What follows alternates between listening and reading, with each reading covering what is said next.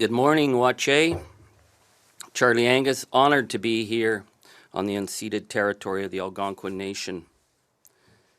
Over the last 3 months, our nation has faced an unprecedented threat from our nearest neighbor, a threat to our borders, a threat to our sovereignty, our threat to our very right to exist as an independent democratic nation. Donald Trump thought we were going to be an easy mark, that we'd be a pushover. Oh, how wrong he was. And now Canada standing up to him has made Canada the front line in the defense against the MAGA ideology. So no wonder Donald Trump and MAGA are feeling pretty angry at Canada. But what concerns me is the targeting of Canadian citizens who are crossing the border to work or to visit. We have seen too many stories of citizens being pulled out of airport lines and being fingerprinted and deported as though they were criminals. Citizens being kidnapped through illegal detention by ICE. And it's not just Canadians. We see the attack on backpackers, students, doctors, professors. I am here today to say to Canadians to avoid travel to the United States if at all possible, and to call our government to stand up for our Canadian citizens who are being denied their rights by arbitrary detention in the United States today. The Canada must stand up for our citizens and for the rule of law. Because what we're seeing, for example, with cops pulling over the folk duo Cassie and Maggie to harass them for being Canadian, is not the actions of a democratic nation. People whose phones are being seized and searched for any kind of incriminating evidence that they're somehow progressive or woke, that's not the actions of a democratic nation. That is the creep of totalitarianism, that is the creep of fascism, and we need to call that out. Because that is not what happens in a nation governed by the rule of law. It's been pretty clear that what Donald Trump and the MAGA ideology are focused on is the politics of fear, of keeping their people disoriented and frightened of the border, frightened of their neighbors. And to make that possible, it's become clear that Donald Trump is willing to drive his nation's economy into chaos, to rip up the biggest and best trading partnership in the world, to drive the U.S. travel industry into the ground. Last month alone, there were 500,000 less visits to the United States because Canadians are not going to go to hostile territory. And so what do the stories of arbitrary detention and arrest and throwing young women into freezing cells, handcuffed, send? It sends that the United States does not want to be involved in the world economy anymore. And what we're seeing is that Donald Trump is trying to break the incredible bonds that exist in all our border communities, the bonds that have existed between Americans and Canadians for years, for generations, the deep friendships that we have. He's trying to make us the enemy of the American people. Well, Canada is not the enemy of the American people, but we are the enemy of fascism, and we are the enemy of the Donald Trump ideology. Canada is showing the world what it means to stand up. And ordinary Canadians are in the lead in this fight. And I'm super proud to call myself Canadian at this time.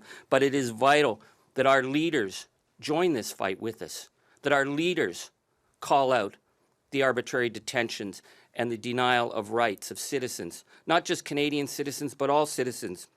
Because we know if he can get away with this, there's no reason that a Canadian or German or someone from the UK isn't going to be picked up and deported to some El Salvadorian concentration camp, because that is what's happening in the United States with the complete abdication of the rule of law. Canada is a country of the rule of law. Canada is a country of democracy. Canada must stand firm at this time. I urge people not to travel to the United States, but to keep the boycott, to keep strong, because Canada will never kiss that gangster's ring. We are true. We are North, we are strong, we are free, we will not bend, and we will not give an inch. I'll take any questions. Hi, Mr. Angus. I'm wondering what you think of Donald Trump's comments about Pierre Poilievre. Poilievre certainly sees his comments as an endorsement of Carney. Oh, poor Pierre. Pierre Poilievre has been endorsed by every MAGA right-wing voice that supports Donald Trump. But what Donald Trump is realizing is getting an endorsement from Donald Trump is political death in Canada. So now he's trying to say he doesn't support Pierre Poilievre. Nobody's buying that. Pierre Poilievre is MAGA. Pierre Poilievre is supporting the same kind of extremist policies that Donald Trump is. And Donald Trump is trying to do Pierre a favor by saying, oh, actually, I don't like Pierre Poilievre. Nobody's buying it.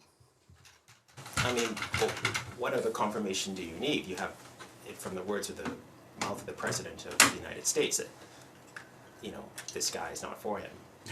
Well, I think any of the words that come out of Donald Trump's mouth tend to be lies, disinformation, that we see every single MAGA blowhard has supported Pierre Poilievre. We know that Elon Musk loves Pierre Poilievre.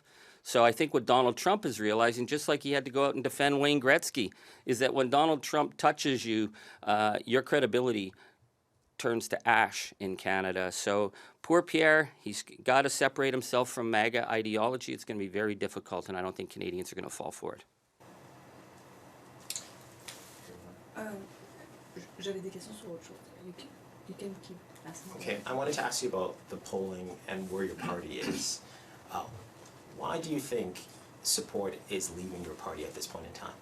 Well, I'm not running again, so I'm here to stand up for Canada. I'm certainly here as a New Democrat. In terms of polling, you'll have to ask someone in the party. Okay, well, maybe I can't talk to you about polling, but I can talk to you about what voters are saying. There are voters that we spoke to in Nanaimo, for example, who say that they won't be supporting your party in the next election. They are looking at the options, and they see the options as between Carney or the Conservatives. Does that not worry you? Are you concerned? Why do you think in a place where the NDP holds dominance, you guys control the island, support is leaving your party? Well, I haven't been out to Nanaimo lately, so I can't confirm who you spoke with. I think at the end of the day, Canadians will make a decision in this election.